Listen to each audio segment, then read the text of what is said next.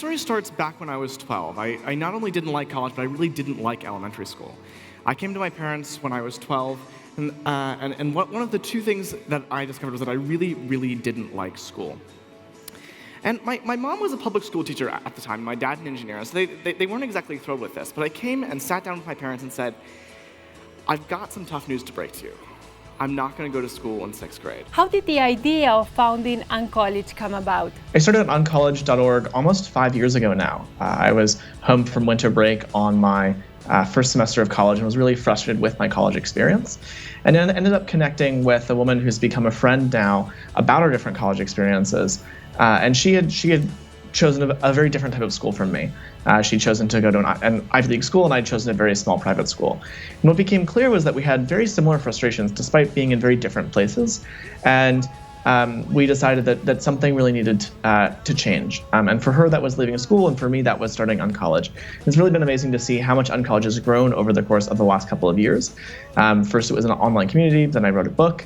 And today, we run a robust gap year program to help young people figure out who they are and what they want to do with their lives. How are teaching techniques changing those days? We're getting a lot of interest from colleges and universities who are really interested in new approaches to teaching and learning. It's become clear that students learn not from sitting and memorizing, but from engaging, from using their hands, from moving around, and from a lot of personal context.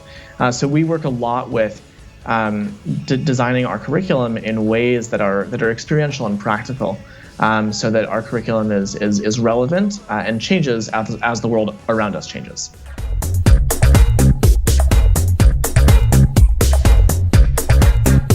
Is this way of learning for everyone, or does one need any particular skills like discipline, for example? I think it's really important to distinguish between self-directed learning overall and experiential learning. Not everyone is ready or motivated enough for self-directed learning, and certainly not right for everyone. But what we do know is that science shows that we learn best when we're engaged, when we have a growth mindset, when we're doing things, when we have context for what we're doing, when we care about what we're doing, when it has impact in the real world. And I think that all kinds of learning can become more experiential and project based, and that should be deployed all over the world.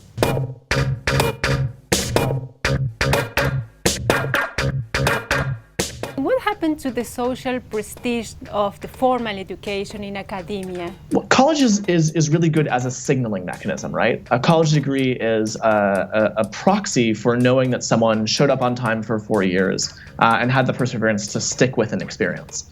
And our program is also a proxy for that, right? There's actually very little that shows that going to college really improves your learning outcomes.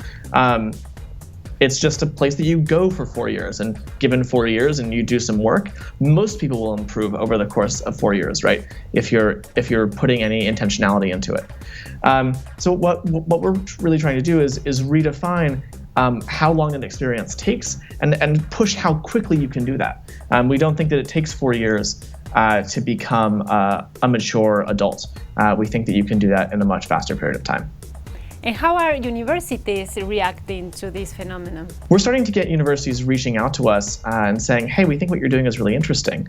And they want to partner because they see learning changing. They want to make sure that they stay relevant. They want to make sure that their student base stays intact. And so we're probably going to be partnering with some universities in the coming months to even start to offer credit for our program.